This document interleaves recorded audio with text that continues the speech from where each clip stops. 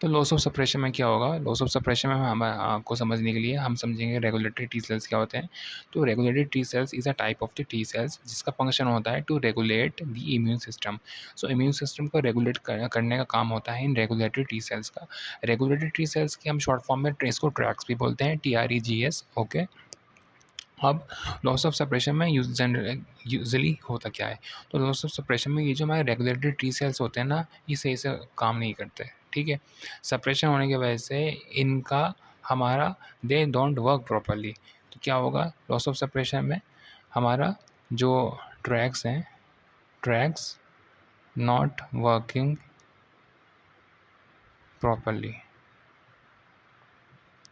जब ट्रैक सही से काम नहीं करेंगे तो जो इसने रेगुलेट किया हुआ था इम्यून सिस्टम को, तो उसका वो रेगुलेट पावर हट जाएगा, है ना, जिस वजह से क्या होगा, जिस वजह से इम्यून सिस्टम, हाँ, ओवर एक्टिव हो जाएगा। क्या हो जाएगा, ओवर एक्टिव हो जाएगा।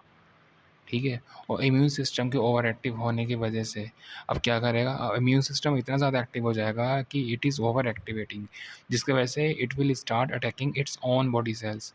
ठीक है, इसके वजह से क्या होगा, ये it starts attacking body's cells, खुद के ही सेल्स को डिस्ट्रॉय करना स्टार्ट कर देगा, और जिसकी वजह से हमें ऑटो इम्यून डिसीज़ देखने को मिलती है। Autoimmune disease occurs.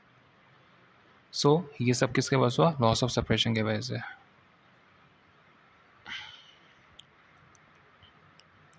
हमने देखा लॉस ऑफ सेपरेशन में क्या होता है, लॉस ऑफ सेपरेशन में हमारे जो रेगुलेटरी टी सेल्स होते हैं जिनका काम होता है इम्यून सिस्टम को रेगुलेट करने का, जिस वजह से इम्यून सिस्टम हमारा ओवर एक्टिव ना हो। ठीक है, तो इसमें क्या होता है कि हमारे जो ट्रैक्स होते हैं वो सही से काम नहीं करते, दे डोंट वर्क प्रॉपरली, जिसकी वजह से इम्यून सिस्टम हमारा ओवर एक्टिव हो जाता है, और ओवर एक्टिव होने की वजह से अब immune system it's starts attacking its own body cells. ठीक है, और जिसकी वजह से ऑटो इम्यून डिसीज़ होती है। ऑटोइम्यूनिटी इसी को बोलते हैं, जब इम्यून सिस्टम खुद के ही सेल्स को अटैक करना स्टार्ट कर देता है। तो this is the mechanism of the autoimmunity. ठीक है, तो लॉस ऑफ सेपरेशन में इतना ही होता है। अब नॉर्मली क्या होता है, नॉर्मली अगर हम नॉर्मल इंडिविजुअल की बात करें, तो नॉर्मली में क्या होगा, नॉर्मली में हमारा इम्यून सिस्टम ओवर एक्टिव नहीं होता। इम्यून सिस्टम हमारा ओवर एक्टिव नहीं होता। इम्यून सिस्टम हमारा ओवर एक्टिव नहीं होता, जिस वजह से हमारा इम्यून सिस्टम नॉर्मली वर्क करता है। ठीक है, लेकिन लेकिन ऑटोइम्यूनिटी कंडीशन में, ठीक है, जब लॉस ऑफ सप्रेशन होता है, इस कंडीशन में क्या होता है, लॉस ऑफ सप्रेशन की कंडीशन में रेगुलेटरी टी सेल्स रेगुलेट नहीं कर पाते इम्यून सिस्टम को।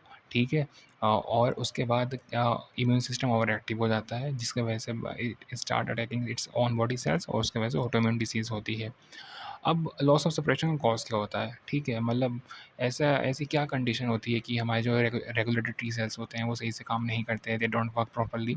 तो ये इसका कॉज़ होता है लॉस ऑफ सेपरेशन का, हमारा सप्रेसर सेल्स जो होते हैं ना हमारे, सप्रेसर सेल्स, ये डिक्लाइन होते हैं एज के साथ, इट डिक्लाइंस विद एज।